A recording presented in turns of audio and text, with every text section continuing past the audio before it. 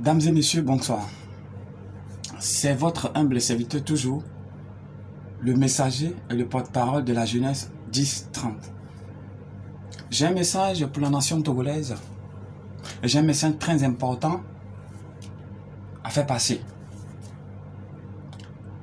Je veux parler de le frère Aristo, le grand frère Aristo, le blogueur et togolais qui est venu dernièrement au Togo. Je l'ai suivi et j'ai vu tout ce qu'il a fait pour la nation. J'ai vu quand il est venu au Togo, tous ces services qu'il a rendus à cette jeunesse-là, tout ce qu'il a fait, j'ai tout subi.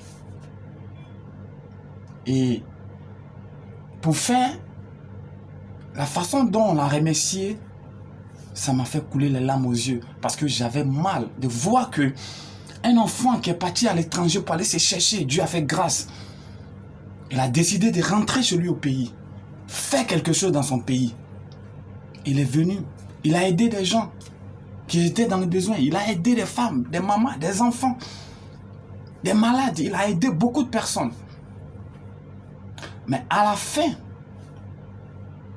je ne sais pas c'est quel problème, mais à la fin, vous l'avez mis en garde à vue.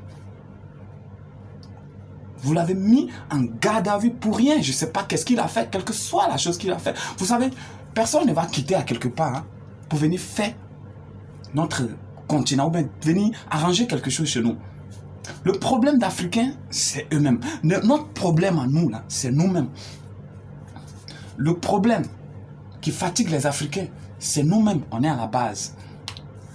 Alors, ce que je voudrais faire comprendre à mes frères et sœurs, j'ai eu mal quand j'ai vu le frère où il pâtait, où il répétait en France. Et ces paroles qu'il faisait sortir, on a senti en lui qu'il a été frustré. Il est venu chez lui au pays, mais on l'a traité comme un moins que rien. C'est-à-dire il a eu ce mal-là qui est resté dans son corps, qui va rester gravé à sa mémoire. Mais qu'est-ce qu'il va lui dire à ses enfants qui sont en Europe? Qu'est-ce qu'il va lui dire à ses enfants? Parce qu'il a eu le mal que vous l'avez affligé. Parce qu'il ne va plus avoir le courage de revenir au pays. Mais comment est-ce que vous voulez qu'on développe l'Afrique? Comment est-ce que vous voulez que les enfants africains puissent rester au pays et travailler si nous-mêmes, dans notre propre pays, on est maltraités? C'est pas intéressant. Mais la jeunesse d'aujourd'hui, nous crions haut et fort. Moi, mes amis, il y a plein de blogueurs qui sont dans la même logique que moi. J'aimerais tous les dire, on doit se mettre ensemble et porter le message de cette génération. On doit porter ce message. À quelque part, toi aussi, tu dois dire que tu as existé et tu as fait quelque chose pour l'Afrique. On doit s'élever. On doit conscientiser cette jeunesse.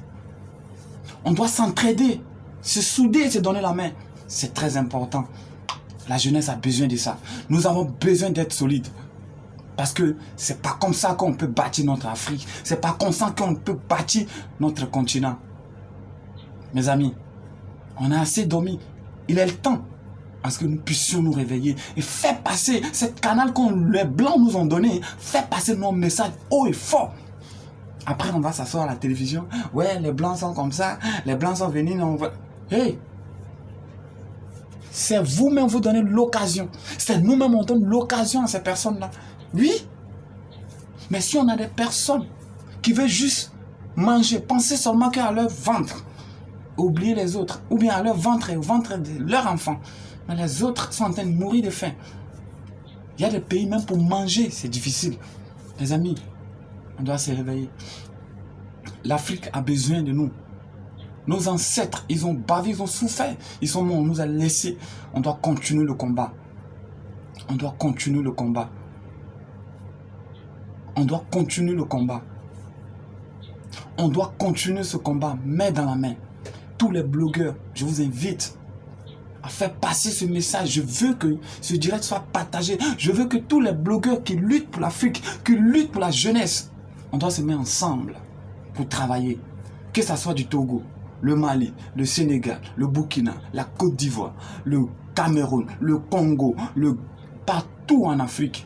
On doit se mettre ensemble et travailler et faire passer ce message très haut pour que toute la jeunesse africaine puisse écouter qu'il est temps à ce qu'on se réveille. Personne ne va faire ça à notre place. C'est nous-mêmes. Soyez bénis. Que Dieu vous bénisse. Bonne journée à tout le monde.